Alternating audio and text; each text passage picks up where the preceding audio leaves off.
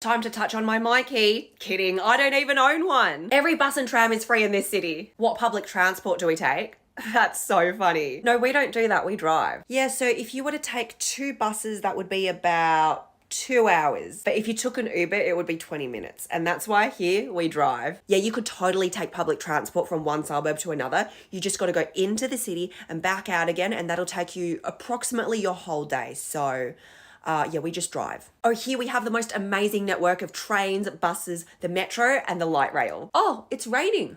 Stuff it, I'm gonna drive. Here are 3 basic travel hacks you must know before you fly. I'm a comedian who flies for work and I never go traveling without this. First is to pick a window seat because it's the best for sleep and it provides your head with support. This also allows you to block the view from annoying children and throw some literal shade. Second is to always bring a jacket on the plane. You don't want to start your journey freezing your tits off. And just like most flight attendants, aeroplanes can be cold. It's not personal, they just don't care about you. Third is to bring an empty water bottle. This is mainly so you can be smug at customs and say it's empty. There's refill stations at every airport so you don't have to cry about spending $20 on a Mount Franklin. Otherwise, you'll be stuck with one of these tiny bottles that have such little water it'll evaporate before you land. Here are things that only happen in Sydney. Potholes anytime it rains. Sydney roads are so full of craters. Anytime you want to see the moon, no worries. Don't look up, just look down at the road. Zero nightlife. In any other city, the bars and the clubs are pumping. In Sydney, you'd be lucky to get food past 8 p.m. because the city has the energy of a retirement village. The most expensive everything. Groceries, parking, housing. If you live here, your small talk is never about the weather, it's about the unaffordability of living in Sydney. Train seats which move forward and backward. There's a lot that sucks about Sydney, but we really take this for granted. Every other city has to sit backward like chumps, but not us. We always move forward. Unless you're in this seat right here, in which case it sucks to be you. Here's things you only see in Melbourne. Dickheads on lime scooters. This is meant to be a progressive city that advocates for safe spaces. Every footpath makes me feel unsafe. And Melbourne's known for marches all the time. Where's the protest to get rid of these scooters? Queuing for food. I am convinced Melburnians don't even like food, they just like waiting. No one has hobbies because their free time is dedicated to waking up early and standing in the freezing cold for a loon croissant. Puffer jackets. Did everyone just come back from a camping trip because they're walking around in sleeping bags and the only acceptable colour is black to match the misery of the weather? Coffee culture. You are convinced Melbourne coffee is better than the rest of Australia, and if anyone challenges you, you're pushing them into a lime scooter. Make this balloon hover between the flags the longest. In 8 minutes, the crane will release the balloon. Before the balloon is released, you may not remove it from the crane. Can't I just,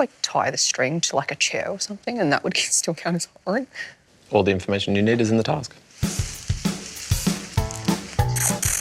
Now, I just gotta not mess this up.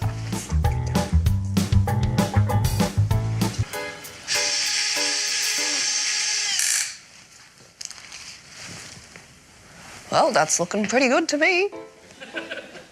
And you want some marshmallow? Do you like the pink ones better or the white ones better? They're the same to me. But, it's got a flavour. Marshmallow? Marshmallow's not a flavour, it's an object. You don't think these taste the same? I don't. Sorry. Wait. You think these taste the same? How are you failing as you're succeeding? This is your best task yet? The last guy that I was seeing, right, we were seeing each other for about 2 months. And then he revealed to me that he was polyamorous. Now, I've got nothing against polyamory. I fully support ethical non-monogamy, but I don't support betrayal. And he revealed it to me like a magician. He was just like, ta-da, I've got 4 girlfriends. I was like, oh, cool trick, now make them disappear. He's such a weird guy. He doesn't even realise we've broken up yet. No, I think it's because I said we should see other people. I tried gold digging. I did. I saw this guy's profile online and he was so old. He was so old. He was 42. And his bio said, I get flown all around the world for work, but I spend too many nights alone in 5-star hotel rooms with king-sized beds. I was like, okay, all right, we match. Turns out he was a flight attendant. Disappointing. Then he starts telling me about his wife, his children, how he's attracted to younger women. And I'm like, wow, for a flight attendant, this is so much baggage. But the end of the story is that he actually unmatched me. Yeah, I know, right? I didn't even know older guys knew how to do that. Turns out it's pretty easy. The exits were this way and this way. Hi, welcome to the New York subway. Let me sing for you. La la la la. I'm kidding, nothing's free. Give me your money. What's that on you? Is that a durian? That better not be a durian. I bet you it's a durian. Massive fine. Our trains run exactly on time because our society is faultless. No, I will not take questions about why there are women-only carriages. Like, I don't even know why I exist. I barely function. I hope you like hearing loss. Hope you like when I triple your fare because you're a tourist. I hope you like seeing cunts clipping toenails. Here's how to be a solo female traveller. Pretend to struggle with your suitcase in hopes someone else will offer to carry it for you. Practice self-defense moves so men surrounding think you're a threat. Post how you're living your best life even though you're fearing you'll lose it at any second. Plan which of your travel items you could most easily turn into a weapon. See an attractive man approaching you on public transport only to realise it's the ticket inspector. Instead of enjoying your destination, think of how long it would take news outlets to report you if you went missing. Can you stop making Asian content? You've set us back 20 years. Also, 20 years, how specific? Like, what was there In 2003? Like, you single-handedly transported and teleported us back in time with your character that wears a cap and a bum bag. Like, what? How did no one tell me that overseas, Australia is a brand? I'm in America at the moment and they have Australian bakeries. And it's not Baker's Delight. They're going to name it after some random street in Melbourne, like Collins Street Bakery. Like, it's always Melbourne for some reason. And they'll have Australian coffee, which is really just American coffee, but they're calling it Australian. I don't know what's in the ingredient list, probably kangaroo piss. And they have Australian gyms where hot Australian guys yell at you to do exercises. And I know this because I went to one. I paid to get yelled at by Australians. I mean, I could go to Australia and do that for free. Anyway, I just think it's very interesting how our culture is being commercialized. Oh my God, the new iPhone is amazing. Give me my sleeping bag. I'm going camping outside the Apple store. Oh my God, the new iPhone has Touch ID where you unlock your phone with your fingerprint. I can't wait to give Apple my biometrics and half my salary. Oh my God, have you seen the new iPhone? The back of it is made of glass. Can't wait to pay for the repair when I drop it. Oh, another iPhone. Oh, it's a brand new design of exactly the same thing. I'm just gonna wait another year for the next one. Still better than an Android. Here's the day in the life of a Londoner. Spend every moment outside worrying about phone snatchers. Go take the tube and forget all sense of personal space. Get depressed, then remember you forgot to take your vitamin D tablets. Eat biscuits and drink tea so you have a morsel of sweetness in your bitter, bitter life. Spend all your free time next to the radiator until you remember the price of your last gas bill. Spend an entire 9 months waiting for summer, then take up your favourite hobby, queuing. Hear a woman scream, then remember it's probably just foxes getting it on. Here's how to watch a movie. Get yourself a movie ticket and internally scream at the price of the ticket. Go to the snack bar and internally scream at the price of popcorn. Sit directly behind a tall person who blocks your view. Then watch the movie by swaying side to side. Bring a friend who asks you questions every 3 seconds. During sad scenes, find inconspicuous ways to wipe your tears so your friends don't make fun of you. Figure out the most boring part of the movie to take a toilet break, then come back and get really confused as to where you're at.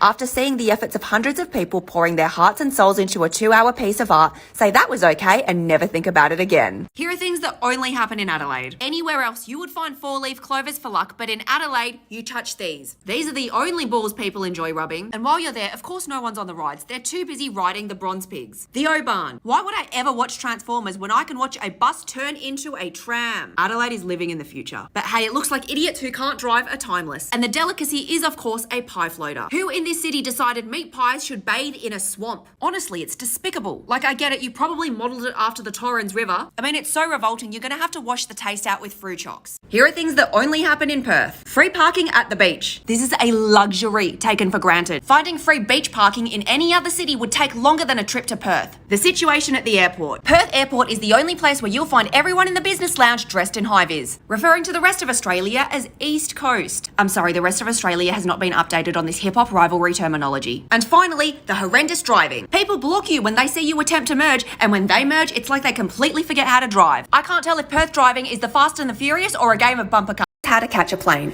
Panic that you're late for your flight, then spend the next 2 hours doing absolutely nothing at the airport. Find the safety demonstration the most exciting part of your flight after learning you have no in-flight entertainment. Recline your seat back by the full 1 centimetre and try to find a comfortable position to sleep.